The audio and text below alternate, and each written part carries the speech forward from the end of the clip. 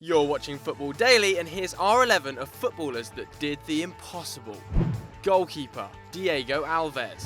Valencia goalkeeper Diego Alves may not rank alongside Manuel Neuer or David De Gea as one of the world's best, but the Brazilian has one truly staggering weapon at his disposal: his ability to save penalties. Alves has faced 45 penalties in all competitions since moving to Spain from Almeria, and remarkably, he has saved 22 of them. Victims of his brilliance include Lionel Messi, Antoine Griezmann, and Diego Costa, while Cristiano Ronaldo has missed more spot kicks against Alves than he has scored. On average, a penalty finds the net about 78% of the time, but with Alves, that figure drops to under 49%. However, despite his unbelievable stats, Alves still has some way to go to catch up with the great Lev Yashin. That's because, according to FIFA, the Soviet stopper saved more than 150 pens in his career. Defender, Jerome Boateng.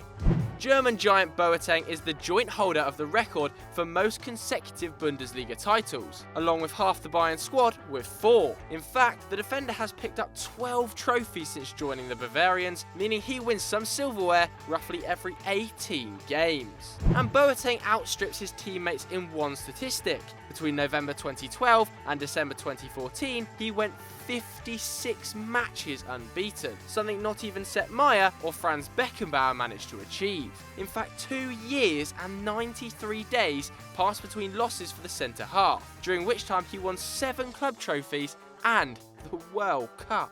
Now one of the world's best defenders, it's a far cry from Boateng's Man City days, when he once injured himself by colliding with a drinks trolley on an airplane. Defender, Fernando Hierro. With 3 Champions Leagues, 5 La Liga titles and more than 600 appearances for Real Madrid, Fernando Hierro was a star among the Galacticos. Rock hard but with tremendous playmaking ability, the big man excelled in defence and midfield for 14 years at the Bernabeu. But in addition to being a great centre-back, Hierro was also a huge goal threat, scoring 102 in 439 league appearances for Real Madrid. In 1992, the Spaniard hit 21 in the league and 26 in all competitions, one more than Alexis Sanchez has ever managed in a single campaign. Hierro was the second highest scorer in La Liga that season, above Barcelona's Stoichkov, and even scored 4 in one game against the unfortunate Espanyol. And Hierro was equally deadly at international level, scoring 29 in just 89 matches and, for a brief time, becoming Spain's all-time top scorer. He remains 4th in the standings to this day. Defender, Alvin Martin. Perhaps the smallest name on our list, Alvin Martin was a defender with West Ham and England, playing nearly 600 times for the Hammers and reaching the 1986 World Cup quarter-finals with the Three Lions, where they were dumped out by Diego Maradona. Martin was so beloved at West Ham that he was given 2 testimonials by the club, winning the FA Cup in 1980 and guiding the side to a 3rd place finish in 1986. That season, Martin scored a hat-trick in an 8-1 battering of Newcastle United. That would be amazing enough, but Martin's treble was unique in football history, as each goal came against a different goalkeeper. After he netted inside 3 minutes, Magpie stopper Martin Thomas went off injured, and the Iron centre-back added 2 more against outfield players Chris Hedworth and Peter Beardsley. It's one record that not even Messi is likely to break.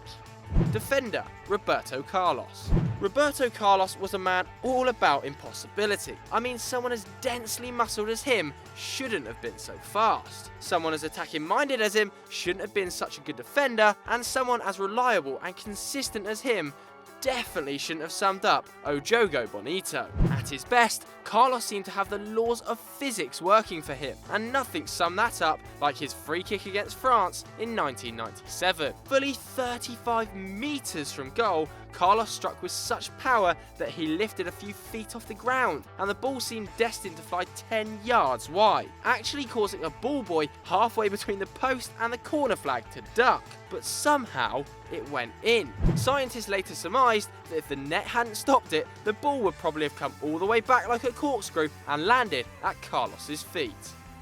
Midfielder, Jonas Samuelsson. 32-year-old Norwegian Samuelsson has played 200 games for a team called Odd, as well as earning a stonking 10 caps for his national team. But despite standing at just 5'7", Samuelsson makes R11 for a header he scored back in 2011. Netting from your own half is impressive enough, but Samuelsson set a world record for the longest headed goal of all time when he bagged from 58.13 metres against Tromsø. Odd were leading 2-1 in injury time, and Tromsø had thrown forward their keeper for a corner. It was cleared, just reaching the Tromsø half, but a defender managed to nod it away from the lurking striker, straight to Samuelsson. He rose like a salmon, putting every fibre of neck muscle into the header, and Tromsø's keeper could only watch from the centre circle as the ball trickled into an open goal. Midfielder Jari Litmanen.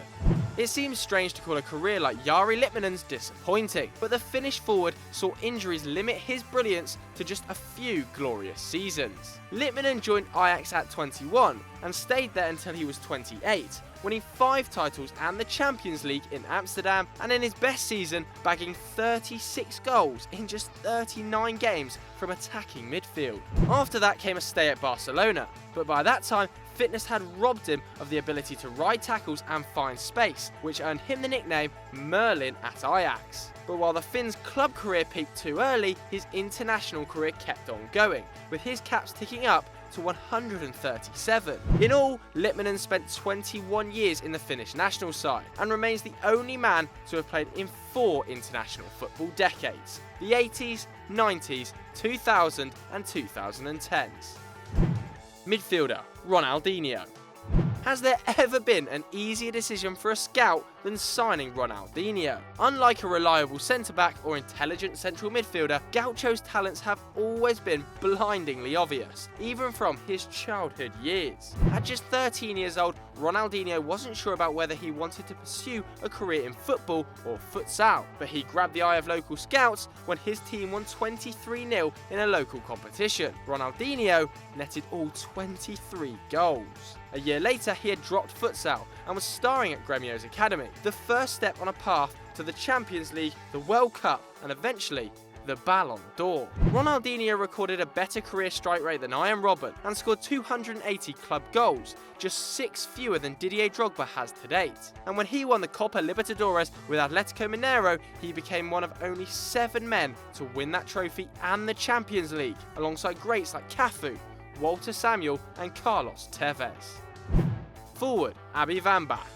An icon of women's football, Wambach played in 4 World Cups with the USA, winning the trophy on her final attempt in 2015 and picking up 2 Olympic gold medals as an American international as well. Always a groundbreaker, she was moved into a team of older boys at the age of 5 after netting 27 goals in 3 games. She got her brothers to smack hockey pucks at her too, in the aim of getting tougher, and would stay for hours after practice, refining her diving headers. It paid off too, with Wambach going on to win 256 caps for the US women's soccer team, and scoring 184 goals as well, more than any other player, male or female, in the history of the game. She also racked up 73 assists, meaning she scored or made more than a goal a game across a 14-year spell in the national team.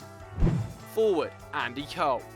Ask a fan to name the deadliest striker in Premier League history and a few names are bound to pop up. Shearer, Henry, Van Nistelrooy, they're all greats, but you might get through 9 or 10 superstars before you eventually get to Andy Cole. The Englishman was the perfect goal machine, a strong and quick centre forward who took to finishing like a duck to water. Originally a member of Arsenal's academy, Cole ended up at Newcastle, where he scored 34 goals in 40 Premier League games at just 22 years old. No player under 25 has matched that tally before or since, and it gave Cole a strike rate of 0.85 goals a game, almost identical to Lionel Messi at Barcelona. Cole took fewer games to reach 50 Premier League goals than any player in history. Harry Kane took 90, Suarez 86, Henry 83, but Cole took just 65 games to reach a half century, 1 match fewer than Alan Shearer. And to make it even more impressive,